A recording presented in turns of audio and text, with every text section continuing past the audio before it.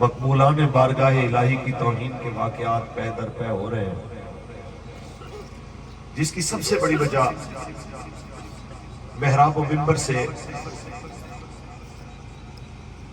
اصل موضوع کے اوپر بات کرنے کی بجائے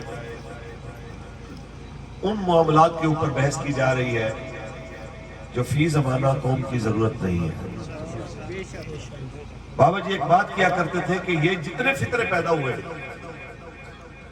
یہ جو نبوت کے جھوٹے دعوے دار نکلے ہیں، قادیانی کے جتنے بھی چمچے کڑچے اس کے ساتھ نکلے، ظاہری طور پہ اگر ان لوگوں کی آج ہم صورتحال دیکھتے ہیں تو آج سر اٹھانے کی جو مین وجہ ہے وہ یہ ہے کہ لوگوں کو نبی علیہ السلام کی علم تولنے کے لیے جب خود مولانا حضرات خود منبر پہ یہ بحث چھیڑنا شروع ہو گئے کہ وہ بھی ہماری طرح کے ہیں، ہم اسی طرح کے ہیں، اور ظاہری وضاحت میں سیم ایسا ہے، فلاں ہے، وغیرہ وغیرہ، تو پھر لوگوں کو زبان درازی کرنے کا موقع ملا۔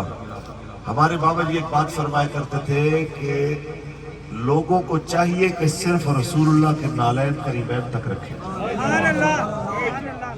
وہیں تک رکھیں، بلکہ صحابہ نے کہاں تک رکھا؟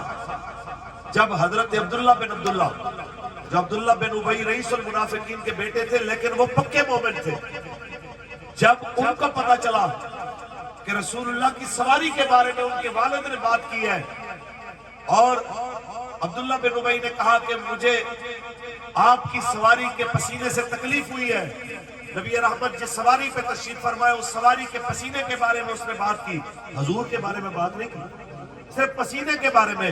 تو بیٹا اپنے باپ کو کیا کہتا ہے؟ کہتا ہے خبردار دوبارہ تم نے ایسے زبان کھولی، یاد رکھنا رسول اللہ کی سواری کا پیشاب بھی تجھ سے افضل ہے۔ جب کسی مد مقابل کو آپ یہاں تک رکھیں گے تو حضور کی برابری کی کوئی بات کر ہی نہیں۔ شان مصطفیٰ، شان مصطفیٰ، جشن میلاد النبی، جشن میلاد النبی۔ لوگوں کو یہاں تک رکھیں کہ نبی رحمت صلی اللہ علیہ وسلم نے بچنے لگوائے، حجامہ لگوایا، جب خون نکلا تو رسول اللہ نے اپنے صحابی کو فرمایا اسے کسی ایسی جگہ پہ رکھ کے آؤ جہاں کسی کے پاؤں نہ آئے، جہاں کوئی دیکھے نہ۔ تو وہ گئے اور جا کے انہوں نے کہا جی اب کہیں اور کہاں رکھوں، بید بھی نہ ہو جائے۔ انہوں نے وہ خون پی لیا، یہ تو نہ کہا کہ جناب شریعت کہتی ہے خون حرام ہے۔ دیکھیں نا جی، اب ہمیں ان تمام چیزوں کا پتہ ہے تو یہ کہیں حلال ہوگا کہ حرام ہوگا۔ جس وقت وہ پی کے آ گئے تو نبی علیہ السلام نے فرمایا کیا تم نے محفوظ کر دیا؟ جی محفوظ کر دیا۔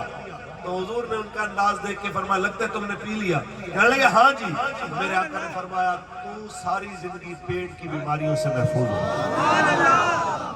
لوگوں کو یہاں تک رکھتے، لوگوں کو قبلہ ادھر تک ہی رکھتے تو کسی کی جرت نہ ہوتی جو رسول اللہ کے خلاف بات کرتا۔ جب آپ منبروں کے اوپر بیٹھ کے حضور کا علم تولنے لگ جائیں گے، رسول اللہ کے اختیارات تولنے لگ جائیں گے تو پھر ظاہر ہے کہ جس کا دل آئے گا بکواس کرے گا، جس کا دل آئے گا زبان درازی کرے گا۔ لہذا یہ مسلمان کی ذمہ داری ہے اپنی اولاد کو بتائے کہ یہ کریموں کا کرم تھا کہ انہوں نے جہاد کیا، خندق میں مٹی اٹھائی، کہ ان کا احسان تھا، ورنہ وہ تو انگلی کا یوں اشارہ کرے ڈوبا سورج واپس آ جائے، خندق کے لیے مشقت کی ضرورت کیا ہے۔